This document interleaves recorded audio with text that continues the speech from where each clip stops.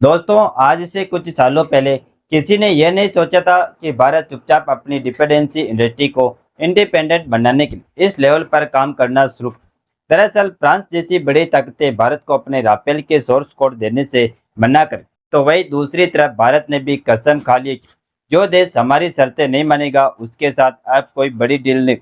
इसीलिए फ्रांस के साथ होने वाली 114 नए राफेल की डील को फिलहाल होल्ड पर डालते हुए भारत अब एक नई रणनीति पर काम, और इस बार भारत किसी विदेशी फाइटर जेट को खरीदने के बजाय अपने पास मौजूद सुखोई 30 MKI फाइटर जेट्स को ही सुपर सुखोई में कन्वर्ट करने जा।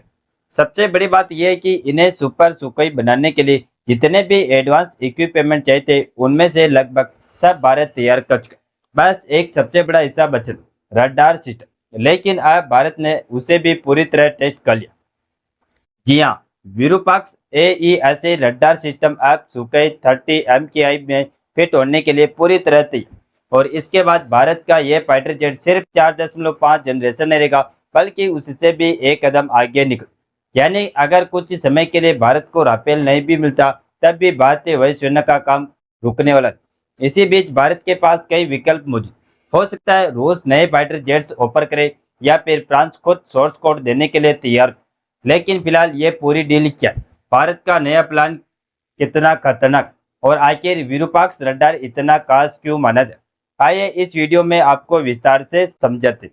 नमस्कार दोस्तों, मैं राधेश्याम और आप देख रहे हैं KSR न्यूज 24। भारतीय वायुसेना का बाहुबली यानी सुखोई 30 MKI अब एक नई आंख पाने जा। HAL और DRDO ने सुखोई की नाक पर लगे रेडोम का नया एरोडायनेमिक टेस्ट शुरू कर। यह टेस्ट बेहद महत्वपूर्ण है क्योंकि इसी रेडोम के अंदर भारत अपना स्वदेशी Virupaksha AESA radar system fit करना चाहता। दरअसल किसी भी फाइटर जेट में रडार को विमान के आगे लगे कोन के अंदर रखा जाता, जिसे रडोम कहा जाता है। विरूपक्षा रडार का एंटीना लगभग 950 मिलीमीटर बड़ा, जो पुराने रूसी रडार से काफी अलग।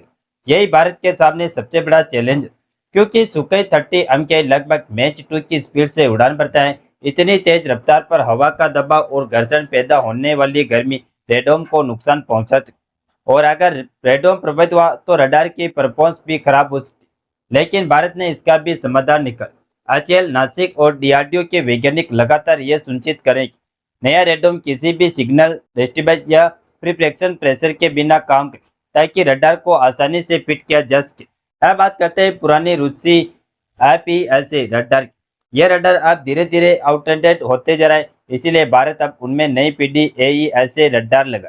और सबसे दिलचस्प बात यह है कि यह टेक्नोलॉजी आज राफेल जैसी एडवांस फाइटर जेट में इस्तेमाल होती है। लेकिन दोस्तों, दुनिया का कोई भी देश अपनी यह टेक्नोलॉजी आसानी से शेयर नहीं करना चाहता। कोई भी देश अपने AESA रडार का असली सोर्स कोड और टेक्नोलॉजी बाहर देने के लिए तैयार नहीं, और ऐसे समय में भारत ने वही तकनीकी अपने देश में स्वदेशी रूप से तैयार की। विरूपाक्ष एक गैलियम नाइट्राइड यानी जैन बेस्ड रडार है। इस तकनीक की सबसे बड़ी खासियत यह है कि यह कम बिजली में भी बहुत ज़्यादा दूरी तक दुश्मन को ट्रैक कर सकता। रिपोर्ट्स के मुताबिक इसकी रेंज लगभग 300 से 400 किलोमीटर तक मानी जाए, यानी दुश्मन के विमान हमें देखने से पहले भारत उन्हें देख पाए। पुराने रूसी रडार का वजन लगभग 650 किलो था, लेकिन भारत का नया विरूपक्ष रडार सिर्फ 300 किलो के आसपास। इससे फाइटर जेट का वजन कम होगा, और वजन कम होने का मतलब है ज्यादा मिसाइलें, ज्यादा हथियार और ज्यादा तक। अब विरूपक्षा रडार के आने के बाद भारत को सबसे बड़ा फायदा यह मिलेगा कि नई मिसाइलों को सुखोई में जोड़ने के लिए अब रूस के सोर्स कोड की जरूरत नहीं पड़ी। यानी जो समस्या आज फ्रांस के साथ दिखाई दे रही है, वह भविष्य में भारत के सामने नहीं। अब भारत एस्ट्रा MK3 जैसी 350 किलोमीटर रेंज वाली लंबी दूरी की मिसाइलों को भी आसानी से सुखोई में फिट कर पाए। साथ ही यह रडार एक साथ 30 से ज्यादा लक्ष्यों को ट्रैक कर सकते, मतलब दुश्मन के कई ठिकानों को एक साथ तबाह करने के लिए सिर्फ एक रडार ही काफी हो। तो भारत के इस स्वदेशीकरण, DRDO की मेहनत और HAL की इस बड़ी कामयाबी पर आप क्या सोचते हैं?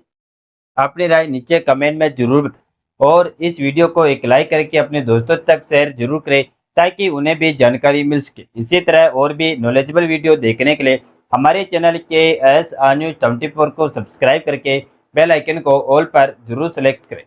जय श्री राम, जय जय भारत।